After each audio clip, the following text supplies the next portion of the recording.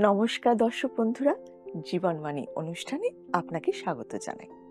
অন্যান্য দিনের মতো আজও আমরা মঙ্গলময় ঈশ্বরের জীবনদায়ী বাক্য নিয়ে উপস্থিত হয়েছি। আমার বিশ্বাস আপনি কৃতজ্ঞতার সাথে এই বাক্য গ্রহণ করে থাকেন এবং দিন প্রতিদিন ঈশ্বরের জ্ঞানে বৃদ্ধি পাচ্ছেন। আসুন শুনি ঈশ্বরের বাক্য আজ আমাদেরকে কি বলছেন। হৃদয়ে খোলো, শ্রবণ করো জীবন বাণী, নম্র চিতে শ্রবণ করো, নম্র চিতে শ্রবণ করো, খ্রিস্ট যিশুর জীবন খানি।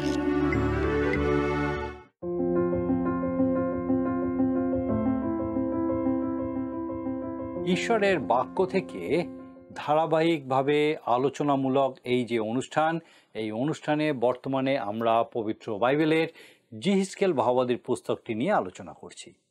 আজকে আমরা এই পুস্তকের ৩৫ এবং ৩৬ অধ্যায় দুটো আলোচনা করব। এতদিনে আমরা জেনে গেছি জিহিজকেল ভাববাদী কে, তার পরিচয় কি, কোন অবস্থায় তিনি এই সমস্ত ভাববাণী করেছিলেন, কেন তিনি এই সমস্ত ভাববাণী প্রকাশ করেছিলেন, কাদের উদ্দেশ্যে তিনি এগুলো বলেছিলেন এবং এই সমস্ত ভাববাণীর কতটা পূর্ণ হয়েছে। আমরা জেনেছি তিনি একজন যাজক ছিলেন, তার বাবার নাম বুশি। অন্য অনেকের সাথে তাকেও বন্দী হয়ে বাবিলে নির্বাসিত হতে হয়েছিল।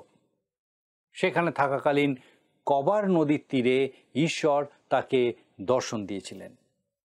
তিনি ঈশ্বরের প্রতাপ দর্শন করেছিলেন এবং এই ভাববাদী গ্রন্থে ঈশ্বরের প্রতাপের বর্ণনা আছে। এই ভাববাদী গ্রন্থে যা কিছু লেখা হয়েছে তা সবই ঈশ্বরের কথা, যা তিনি জিহিজকেল ভাববাদীকে প্রকাশ করতে বলেছিলেন। তিনি জিরোমীয় ভাববাদী এবং দানিয়েল ভাববাদীর সমসাময়িক ছিলেন। ঈশ্বরের আত্মা তাকে মেঘরথে করে জেরুসালেমে নিয়ে গেছিলেন এবং তিনি সেখানে ইসরায়েলের যাজক এবং অধ্যক্ষদের ব্যভিচার ও অধঃপতন দেখেছিলেন। তারা জীবন্ত ঈশ্বরের আরাধনা ত্যাগ করেছিল এবং বিভিন্ন অবস্তুর আরাধনা শুরু করেছিল। তাই ঈশ্বর তাদের প্রতি ক্রুদ্ধ হয়েছিলেন এবং তাদের জন্য যে ভাবী বিচার ও দণ্ড নিরূপণ করেছিলেন তা তিনি জিহিজকেল ভাববাদীকে জানিয়েছিলেন। এই ভাববাদী গ্রন্থে সেই সমস্ত বিষয় ভাববাণী করা হয়েছে যার অধিকাংশই পূর্ণ হয়েছে। গতদিনে আমরা ৩৪ অধ্যায় থেকে আলোচনা করছিলাম। সেখানে দেখেছি ইসরায়েলের পালকদের সম্বন্ধে যারা সাধারণ জিহুদীদের সঠিকভাবে পালন করতে ব্যর্থ হয়েছিল। তারা তাদের কাছে ঈশ্বরের বাক্য উপযুক্তভাবে দিতে পারেনি, তাই তারা ঈশ্বর থেকে অনেক দূরে সরে পড়ছিল। আর শুধু তাই নয়, সেই সমস্ত পালকেরা যে শুধু নিজ দায়িত্ব তো পালন করেনি তা নয়, তারা সাধারণ জিহুদীদের শোষণ করেছিল, তাদের উপরে অত্যাচার করেছিল, আর তাই তারা ছিন্ন ভিন্ন হয়ে পড়েছিল। এই জন্য ঈশ্বর সেই সমস্ত পালকদের শাস্তি নিরূপণ করেছিলেন, আর সে কথা জিহিজকেল ভাববাদী গত অধ্যায়ে বর্ণনা করেছেন। ঈশ্বর বলেছিলেন তিনি তাদের পালকত্ব কেড়ে নেবেন এবং তিনি তার মনোনীত উত্তম পালককে পাঠাবেন। তিনি রাজা দাউদের মতো মেষগণকে শান্তিতে চড়াবেন, অর্থাৎ তিনি ইসরায়েল জাতিকে উপযুক্তভাবে প্রতিপালন করবেন।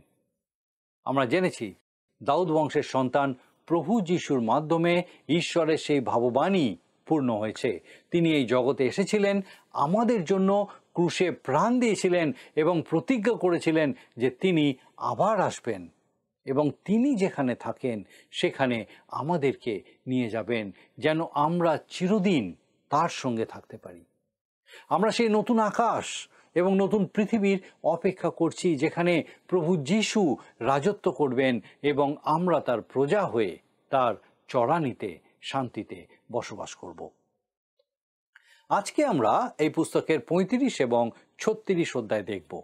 ঈশ্বরের পরিকল্পনায় ইসরায়েল জাতি তাদের নিজ দেশে আবার শান্তিতে বসবাস করবে, কিন্তু তাদের বিচার হবে এবং তারা তাদের পাপের শাস্তিও পাবে। আর শুধু ইসরায়েল নয়, কিন্তু ইসরায়েলের চিরশত্রু ইদোমের সম্বন্ধেও বলা আছে ঈশ্বর তাদেরকেও শাস্তি দেবেন। শান্তির রাজ্য ইসরায়েলের পুনঃস্থাপনের আগে দুটি বিষয় অবশ্যই ঘটবে: ইদোমের শাস্তি এবং ইসরায়েলের অতীত পাপের দণ্ড এবং তাদের প্রতি ঈশ্বরের করুণা, দয়া এবং ক্ষমা। ইদোমের জন্য যে ভবিষ্যৎবাণী ছিল তা পূর্ণ হয়েছে, কিন্তু ইদোম হলো ইসরায়েলের শত্রুর প্রতীক স্বরূপ। ইদোমের জন্য যে সমস্ত ভাববাণী ছিল তা শুধু ইদোমের জন্য নয়, কিন্তু ইসরায়েল জাতির সমস্ত শত্রুর জন্য। আর তাই সেই ভাববাণী পূর্ণ হওয়া এখনো বাকি আছে। 35 অধ্যায় ইদোমের দণ্ড সম্বন্ধে বলা আছে। সেখানে বলা আছে সেইর পর্বত ধ্বংস হবে, আর ইসরায়েল জাতির নিজ দেশে পুনঃস্থাপিত হওয়ার আগে তা অবশ্যই ঘটবে। এই সেইর পর্বতের কথা আদি পুস্তক 14 অধ্যায়ের 6 পদেও উল্লেখ আছে। এই পর্বত তথা ইদোম দেশ এশোর বংশকে দেওয়া হয়েছিল। দ্বিতীয় বিবরণ তার 2 অধ্যায়ের 5 পদ পাঠ করলে আমরা এই প্রসঙ্গে জানতে পারি। মিশর থেকে বার হয়ে আসার পর প্রান্তরে যাত্রা করার সময় ঈশ্বর মোশিকে বলেছিলেন, তাহাদের সহিত বিরোধ করিও না, কেননা আমি তোমাদিগকে তাহাদের দেশের অংশ দিব না, এক পাদ পরিমিত ভূমিও দিব না, কেননা সেইর পর্বত অধিকারার্থে আমি এশৌকে দিয়াছি। দ্বিতীয় বিবরণ তার 2 অধ্যায় 5 পদ। অর্থাৎ এই ইদোম ছিল এশুর বংশধরদের, আর ইসরায়েল হলো যাকবের বংশধরদের, আর এদের মধ্যে চিরদিন বিবাদ লেগেছিল। আসুন পাঠ করি 35 অধ্যায়ের প্রথম 4 পদ। আর আমার অনুরোধ, আপনি আপনার বাইবেল খুলুন এবং আমার সাথে এই অংশটা পাঠ করুন। 35 অধ্যায় 1 থেকে 4 পদ। আরও সদাপ্রভুর এই বাক্য আমার নিকটে উপস্থিত হইল, হে মনুষ্য সন্তান, তুমি সেইর পর্বতের বিরুদ্ধে মুখ রাখো, তাহার বিরুদ্ধে ভাববাণী বলো, আর তাহাকে বলো, প্রভু সদাপ্রভু এই কথা কহেন, হে সেইর পর্বত, দেখো আমি তোমার বিপক্ষ, আমি তোমার বিরুদ্ধে আমার হস্ত বিস্তার করিব এবং তোমাকে ধ্বংসের ও বিস্ময়ের পাত্র করিব। আমি তোমার নগর সকল উৎসন্ন স্থান করিব এবং তুমি ধ্বংস হইবে, তাহাতে তুমি জানিবে যে আমি সদাপ্রভু। এখানে ইদোম সম্বন্ধেই বলা হয়েছে। আমি এর আগেও বলেছি, ইদোম একটা বিখ্যাত শহর ছিল যা পাথরের পাহাড় খোদাই করে তৈরি করা হয়েছিল। সেই শহরের সমস্ত অট্টালিকা পাথর খোদাই করেই তৈরি করা হয়েছিল। তার নাম ছিল পেট্রা। সেই শহর এখনো আছে, কিন্তু তার মতন জনশূন্য এলাকা মনে হয় আর নেই। আবার জিহিজকেল ভাববাদী পুস্তক তার 35 অধ্যায় 5 পদে লেখা আছে। দেখুন 5 পদ যদি আমরা পড়ি, লেখা আছে, তোমার চিরন্তন শত্রুভাব আছে এবং তুমি ইসরায়েল সন্তানদিগকে তাহাদের বিপদকালে, শেষের অপরাধকালে খড়গের হস্তে সমর্পণ করিয়াছ। ইদোমকে শাস্তি দেওয়ার কারণ খুব স্পষ্ট করে ঈশ্বর এখানে বলে দিয়েছেন। ইসাহাকের 2 সন্তান, এশৌ আর যাকব। যাকব ছিল এশোর চিরশত্রু, আর ইদোমের লোকেরা ইসরায়েলকে অন্য সমস্ত শত্রু অপেক্ষা বেশি যন্ত্রণা দিয়েছিল। বর্তমানে ঈশ্বরের শত্রুর প্রতীক হলো ইদোম, আর এই শত্রুই শেষ দিনে খ্রিস্টেরই অর্থাৎ অ্যান্টিক্রাইস্টের নেতৃত্বে আবার ঈশ্বরের বিরোধিতা করবে। 9 পদ পাঠ করি আমরা, আসুন দেখি। সেখানে লেখা আছে 35 অধ্যায় তার 9 পদ, আমি তোমাকে চিরন্তন ধ্বংসস্থান করিব এবং তোমার নগর সকল নিবাসী বিহীন হইবে, তাহাতে তোমরা জানিবে যে আমি সদাপ্রভু। এর আগে জিহিজকেল ভাববাদী আরেকবার ইদোমের ধ্বংসের কথা বলেছিলেন। 25 অধ্যায়ের 12 থেকে 14 পদে আমরা সেটা দেখেছিলাম। কিন্তু আবার কেন তিনি সেই একই কথা বললেন? আমার মনে হয় ইসরায়েল জাতির জন্য ঈশ্বরের বিশেষ যে পরিকল্পনা ছিল সেটাই এখানে প্রকাশিত হয়েছে। তাদেরকে তিনি সেই শান্তির দেশে সেই আশীর্বাদের দেশে পুনঃস্থাপন করবেন, তাদেরকে সেই শান্তির দেশে আবার ফিরিয়ে আনবেন। যদিও এখনো ইসরায়েলের চারিদিকে শত্রু, আর ঈশ্বর সেই শত্রুদের বিচার করবেন। লোকেরা দেশে ফিরে আসবে, ঈশ্বরের আরাধনা করবে এবং তার আশীর্বাদে শান্তিতে বাস করবে। তাদের জন্য এক উজ্জ্বল গৌরবময় ভবিষ্যৎ অপেক্ষা করছে। 36 অধ্যায়ে আমরা দেখব ইসরায়েল জাতির নিজ দেশে পুনঃস্থাপিত হওয়ার আগে তাদের অতীত পাপের দণ্ড এবং তার ক্ষমা পেতেই হবে। আসুন আমরা 36 অধ্যায় তার 5 পদ আসুন দেখি, লেখা আছে, এই জন্য প্রভু সদাপ্রভু এই কথা কহেন, নিশ্চয়ই আমি সেই জাতিগণের অবশিষ্ট অংশের বিরুদ্ধে, বিশেষত সমস্ত ইদোমের বিরুদ্ধে আমার অন্তর্জ্বালার অগ্নিতেই কথা কইয়াছি। কেননা তাহারা তাহাদের সমস্ত চিত্তের হর্ষে ও প্রাণের অবজ্ঞায়, লুটের আশায়, শূন্যকরণার্থে আমার দেশ আপনাদের অধিকার বলিয়া নিরূপণ করিয়াছে। ঈশ্বর মনস্থির করে রেখেছেন যে দুষ্টেরা কোনোভাবেই এই পৃথিবী অধিকার করবে না। প্রভু যীশু খ্রিস্ট এ বিষয়ে পরিষ্কার করে বলেছেন মথলিখিত সুসমাচারের 5 অধ্যায়ের 5 পদ, ধন্য যাহারা মৃদুশীল, কারণ তাহারা দেশের অধিকারী হইবে। কিন্তু বর্তমান পৃথিবীতে আপনি মৃদুশীল লোক খুব কমই খুঁজে পাবেন। মৃদুশীলেরা জগৎ অধিকার করতে পারেনি, দুষ্টেরাই জগৎ অধিকার করে আছে এবং তারাই দিন প্রতিদিন সমৃদ্ধশালী হচ্ছে। এই অধ্যায়ের মূল বিষয় হলো ইসরায়েলের বাসভূমি পুনঃপ্রতিষ্ঠিত হবে।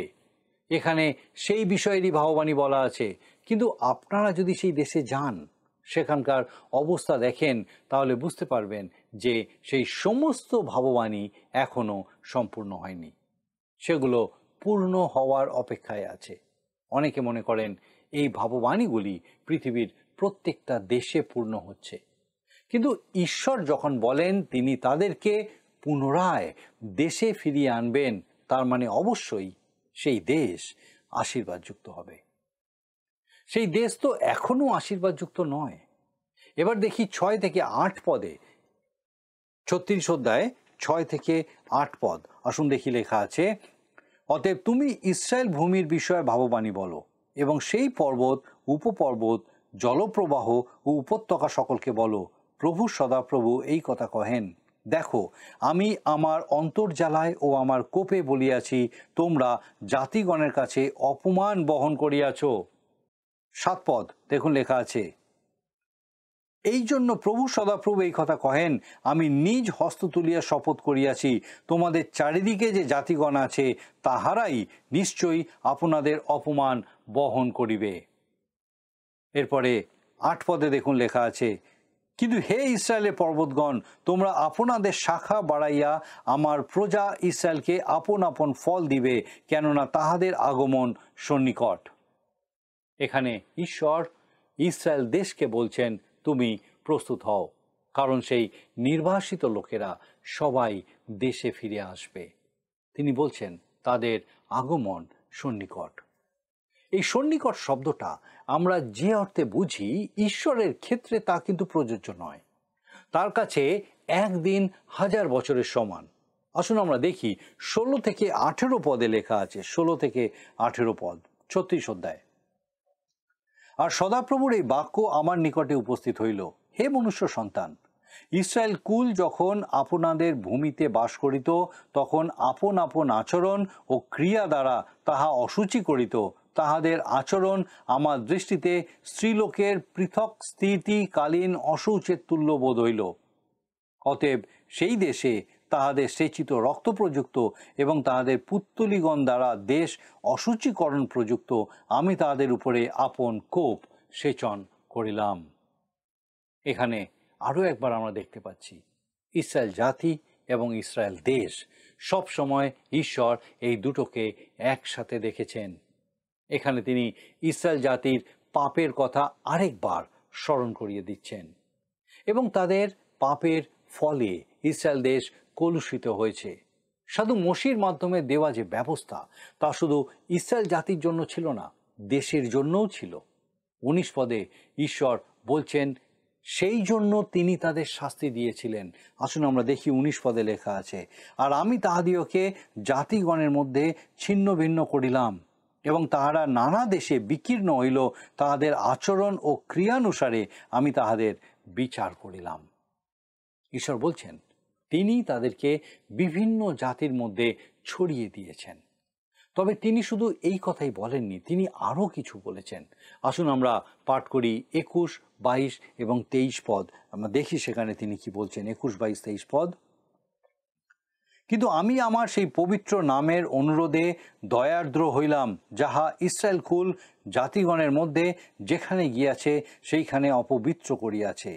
অতএব তুমি ইসরায়েল কুলকে বলো, প্রভু সদাপ্রভু এই কথা কহেন, হে ইসরায়েল কুল, আমি তোমাদের নিমিত্ত কার্য করিতেছি তাহা নয়, কিন্তু আমার সেই পবিত্র নামের অনুরোধে কার্য করিতেছি, যাহা তোমরা যেখানে গিয়াছ সেইখানে জাতিগণের মধ্যে অপবিত্র করিয়াছ।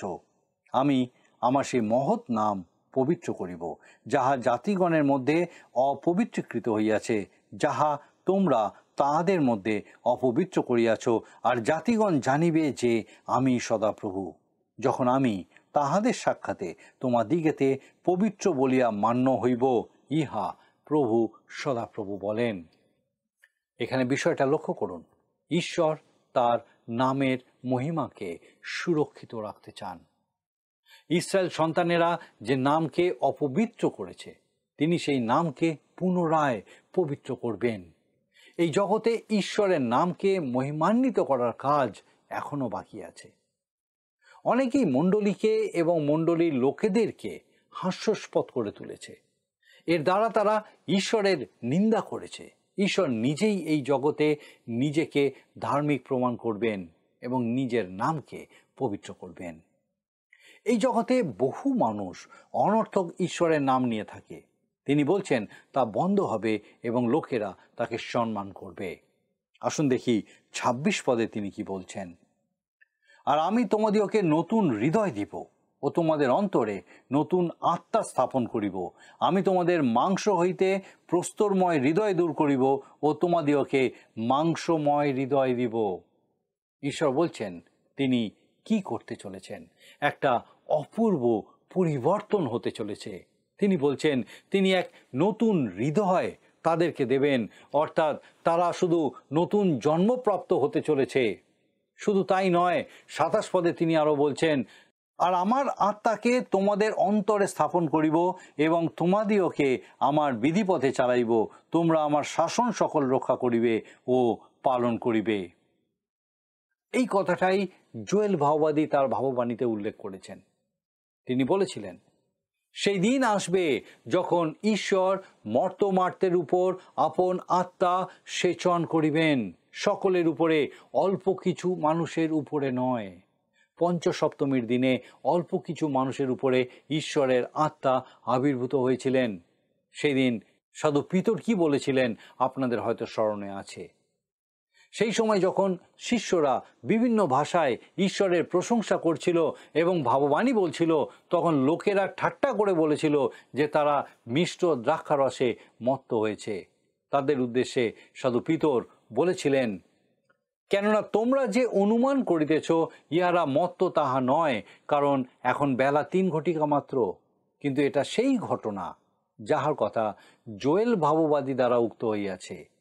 শেষকালে এইরূপ হইবে, ইহা ঈশ্বর বলিতেছেন, আমি মর্ত্যমার্তের উপরে আপন আত্মা সেচন করিব, তাহাতে তোমাদের পুত্রগণ ও তোমাদের কন্যাগণ ভাববাণী বলিবে, আর তোমাদের যুবকেরা দর্শন পাইবে, আর তোমাদের প্রাচীনেরা স্বপ্ন দেখিবে। প্রেরিত তার 2 অধ্যায় 15 থেকে 17 পদ। সেই দিন অল্প কিছু মানুষের উপরে ঈশ্বরের আত্মা আবির্ভূত হয়েছিলেন, কিন্তু আজ ঈশ্বর সবাইকে ডাকছেন। যখনই আপনি প্রভু যিশুর দিকে তাকাবেন, তার প্রতি ফিরবেন, আপনি পবিত্র আত্মা দ্বারা পুনর্জাত হবেন। পবিত্র আত্মা আপনার মধ্যে বাস করবে আর আপনি বিশ্বাসীদের অংশ হবেন। ঈশ্বর বলছেন সেই দিন আমার আত্মাকে তোমাদের অন্তরে স্থাপন করব। 28 এবং 29 পদে আসুন দেখি ঈশ্বর আরো বলছেন। 28, 29 পদ। আর আমি তোমাদের পিতৃপুরুষ দিওকে যে দেশ দিয়াছি সেই দেশে তোমরা বাস করিবে, আর তোমরা আমার প্রজা হইবে এবং আমি তোমাদের ঈশ্বর হইব। আমি তোমাদের সমস্ত অসুচিতা হইতে তোমাদিওকে পরিত্রাণ করিব এবং গোধূম আহ্বান করিয়া প্রচুর করিয়া দিব, তোমাদের উপরে দুর্ভিক্ষ ভার অর্পণ করিব না। ঈশ্বরের প্রতিজ্ঞা অনুযায়ী ইসরায়েল জাতি তাদের দেশে বাস করবে এবং সেখানে প্রচুর শস্য উৎপন্ন হবে। তারা প্রাচুর্যের মধ্যে থাকবে। ঈশ্বর তাদের যেমন জাগতিকভাবে আশীর্বাদ করেছেন, তেমনি আমাদেরকে আত্মিকভাবে আশীর্বাদ করছেন। এই অধ্যায়ের শেষ অংশে 35 থেকে 38 পদে এক বিশেষ গুরুত্বপূর্ণ ভাববাণী করা হয়েছে। আমি পাঠ করতে চাইলে আপনিও আপনার বাইবেলে আমার সঙ্গে দেখতে পারেন। 35 থেকে 38 পদে লেখা আছে, আর লোকে বলিবে, এই ধ্বংসিত দেশ এদন উদ্যানের তুল্য হইল এবং উচ্ছিন্ন, ধ্বংসিত ও উৎপাটিত নগর সকল প্রাচীর বেষ্টিত ও বসতি স্থান হইল।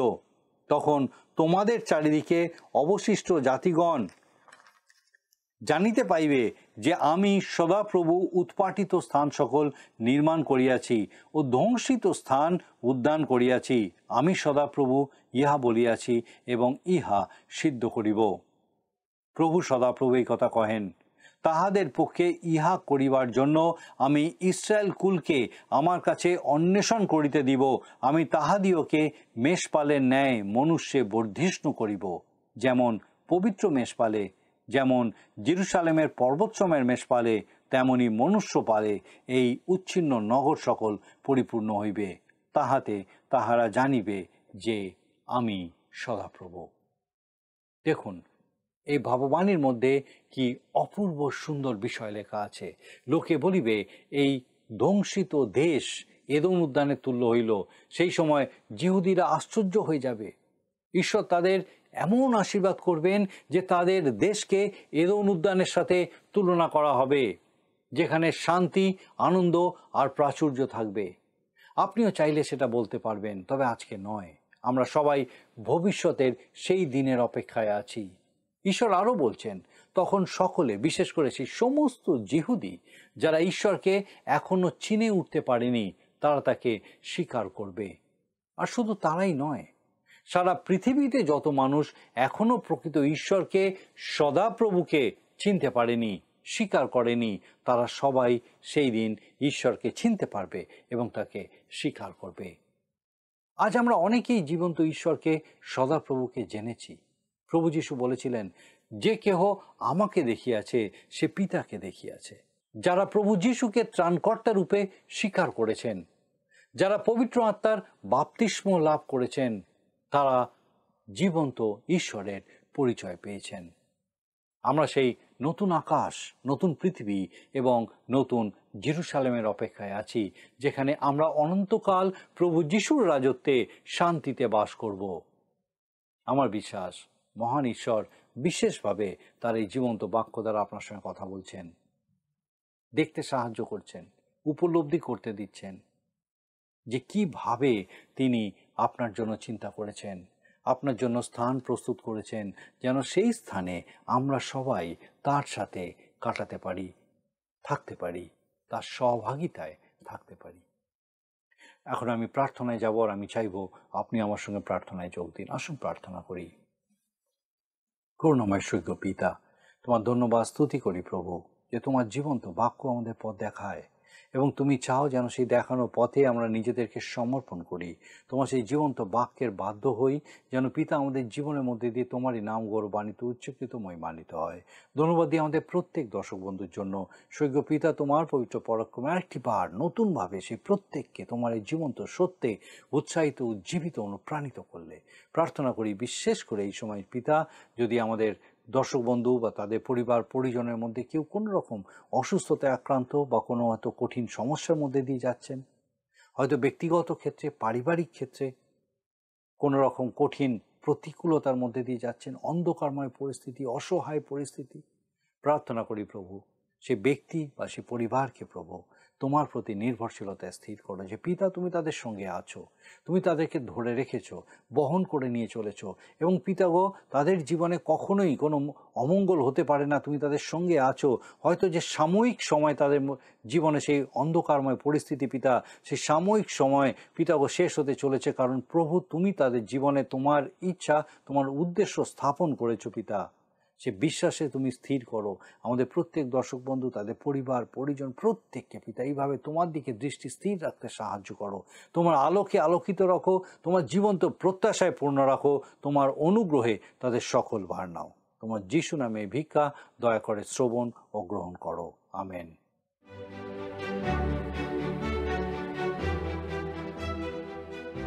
প্রিয় দর্শক বন্ধুরা, আমাদের এই ধারাবাহিক বাইবেল শিক্ষার অনুষ্ঠানটি শোনবার জন্য আপনাকে অশেষ অশেষ ধন্যবাদ। আপনি নিশ্চয়ই দিন প্রতিদিন ঈশ্বরের বাক্যে সমৃদ্ধ হচ্ছেন, এবং আমি বিশ্বাস করি তা আপনার জীবনে ঈশ্বরের ইচ্ছা অনুসারে পরিবর্তিত হচ্ছেন। আমরা যা শুনছি তা মনে রাখার জন্য আমাদের প্রত্যেক দিন ঈশ্বরের বাক্য পাঠ করতে হবে। আশা করি আপনি তা নিশ্চয়ই করবেন। এখন আমরা আজকের দিনের প্রশ্নটা মন দিয়ে শুনে নিই। প্রিয় বন্ধু, আসুন আমরা আজকের প্রশ্ন উত্তরে আসি।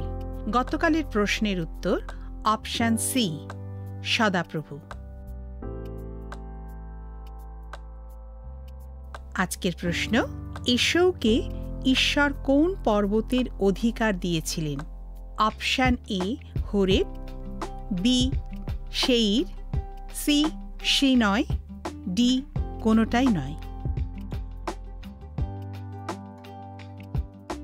বন্ধু, এই প্রশ্নের উত্তর আগামীকাল সন্ধ্যে 6টার মধ্যে option A B C D সহকারে আপনার নাম ও সম্পূর্ণ ঠিকানা সহ 9433497235 এই নম্বরে SMS-এ অথবা হোয়াটসঅ্যাপে লিখে পাঠাবেন।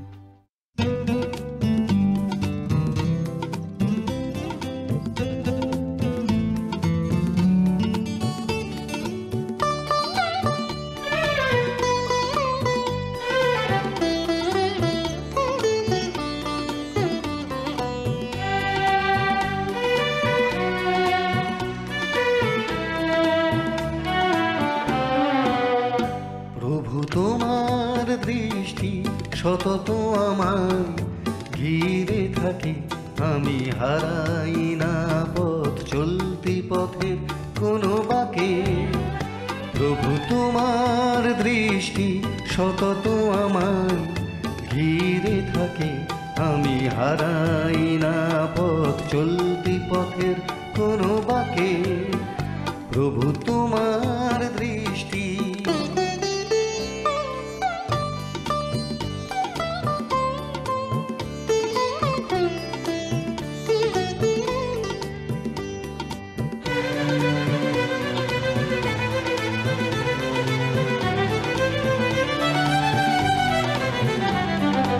যদি বা কখনো ভুলি তোমায়, রঙিন পৃথিবী ডাকে আমায়।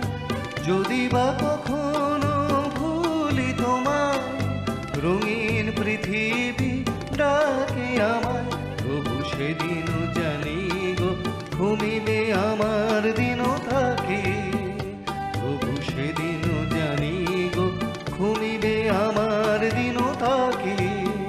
প্রভু তোমার দৃষ্টি সতত আমায় ঘিরে থাকে, আমি হারাই না পথ চলতে পথে কোনো বাঁকে।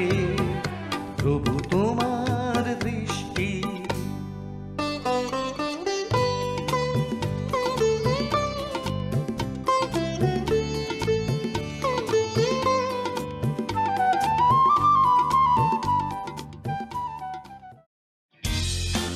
যদি আপনার এই অনুষ্ঠান ভালো লেগে থাকে তাহলে এই নম্বরে একটি মিসড কল করুন, তাহলে আপনি পরের বারে বিজয়ী হতে পারেন।